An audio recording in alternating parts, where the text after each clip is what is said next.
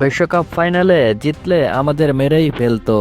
হঠাৎ করেই লাইভে এসে এমন এক বিস্ফোরক মন্তব্য করলেন লিওনেল মেসি, যা শুনে পুরো ফুটবল বিশ্ব একেবারে স্তব্ধ।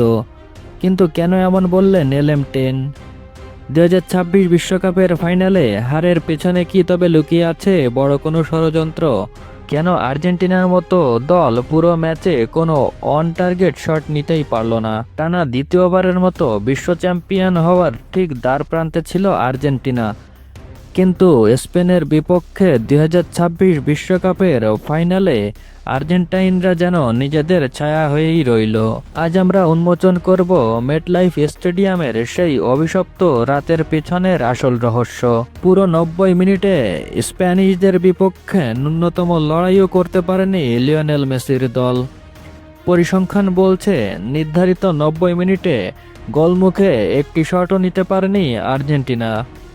অতিরিক্ত সময়ে মাত্র 2টি শট নিলেও তার একটিও ওয়ান টার্গেট ছিল না। বিশ্বমঞ্চে আর্জেন্টিনার এমন আত্মসমর্পণ কোনোভাবেই মেলাতে পারছেন না ফুটবল বিশ্লেষকরা। এসব জল্পনা কল্পনার মাঝেই সব নীরবতা ভেঙে হঠাৎ লাইভে এলেন খোদ অধিনায়ক লিওনেল মেসি। সারা বিশ্বের কোটি দর্শককে অবাক করে দিয়ে তিনি যা বললেন তা রীতিমতো গা শিউরে ওঠার মতো। মেসি অত্যন্ত গভীর কণ্ঠে বলেন, আমি এই বিষয়ে বেশি কিছু বলতে চাই না, তবে ফাইনালের রাতে আমাদের সাথে যা ঘটেছে তা যেন পৃথিবীর কোনো ফুটবল দলের সাথে আর কখনো না ঘটে। আমি এটাই প্রত্যাশা করি। মেসি আরও যোগ করেন, আমাদের সাথে চরম অন্যায় করা হয়েছে, এটা যেন পুরো ফুটবল বিশ্ব মনে রাখে।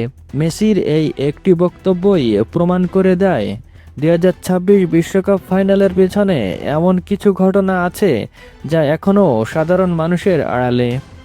আসলেই কি মেটলাইফ স্টেডিয়ামে আর্জেন্টিনার উপর কোনো চাপ সৃষ্টি করা হয়েছিল? আপনাদের কি মনে হয়, স্পেনের এই জয় কি সম্পূর্ণ ফেয়ার ছিল, নাকি আর্জেন্টিনার সাথে আসলেই অন্যায় করা হয়েছে? আপনার মূল্যবান মতামত অবশ্যই কমেন্ট করে জানান। ভিডিওটি ভালো লাগলে একটি লাইক এবং ফুটবল দুনিয়ার এমন সব রোমাঞ্চকর ইনসাইড স্টোরি সবার আগে পেতে আমাদের চ্যানেলটি এখনই সাবস্ক্রাইব করে বেল আইকনটি অন করে রাখুন। দেখা হবে পরের ভিডিওতে। ধন্যবাদ।